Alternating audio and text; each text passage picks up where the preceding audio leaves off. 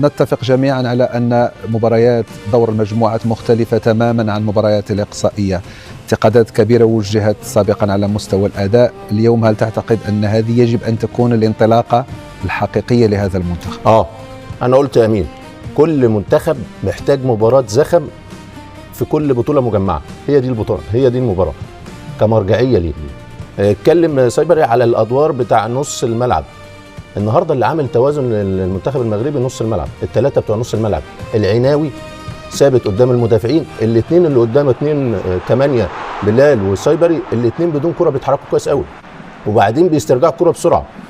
فعمليه الضغط بدون كره وعمليه التحرك بكره هي اللي عملت التوازن الكبير بالنسبه للفريق، وقدره الفريق دايما على التنوع، امتى يعلي الريتم وامتى يوطي الريتم، امتى اخش بدني وامتى احول المباراه الفني. فانا اشوف النهارده نجاح كبير بالنسبه للمنتخب المغربي، والفوارق بانت، الفوارق بانت. انا بقى عاوز اتكلم في نقطه تانية، ده لا غبار ان المنتخب المغربي عدى وهو يستحق وهو الافضل. كل الفوارق الفنيه والبدنيه، الحكم والفار لم يكن على مستوى المباراه، الحكم والفار لم يكن على مستوى المباراه، وظلم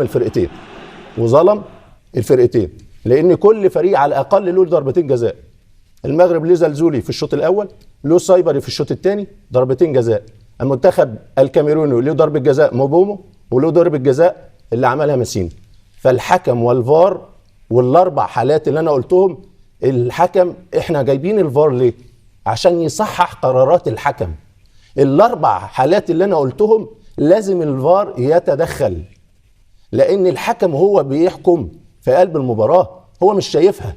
يعني مثلا بتاعت موبومو، لا هذه كان انا اتفقش معها، يعني شاهدناها. مبومو هو اللي ضرب رجل اللاعب ماسينا على ماسينا ياك. ايوه خلينا من اللقطه نشوفها لو عندك عنده جاهزه اللقطه. اللقطه جاهزه، وانت قلت من البدايه انه ركلتين للجهه وركلتين، يعني هناك تعادل نعتبرهم تسجل. انا قلت الحكم والفار لم يكن على مستوى المباراه، نعم، وظلم المنتخبين. طيب احنا سنلاحظ او نشاهد الان اللقطه التي طلبها كابتن محمد، ويعتقد ان هناك ركله جزاء لصالح المنتخب الكاميروني. هاي كابتن، واليك التعليق في الاعاده. ايوه انا قلت 4 حالات، انتوا جبتوا الحاله دي.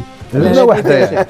لا شوف، انا وجهه نظري يا يوسف، انا وجهه نظري يا يوسف. عرفت وجهه ماشي. هو رجليه، بص راحت رجليه المتحركه. وانا اتفق معك يا كابتن. انا الان شفتها في ضربه جزاء، انا من وجهه نظري، فاهم؟ لانه بص رجليه يا يوسف المتحركه راحت ليه، مش هي رجل موبومو اللي راحت لرجل ماسينا، رجل ماسينا اللي راحت لرجل موبومو، فاعاقته. الحكم ما شافهاش. انا جايب الفار ليه يا يوسف؟ يصحح قرارات الحكم. ودي مش الحاله بس الاولى، في حاله في الزلزولي في الشوط الاولاني، الرجل المدافع بتاع الكاميرون داس على رجليه، تقول لي مش اصله ما شافوش؟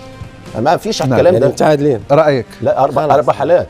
انا من وجهه نظري هي حالات تظل حالات تحكيميه، لكن في مجمل المباراه، وجيريمي يعترف الآن، شاف جيريمي ممكن يغير كلامه.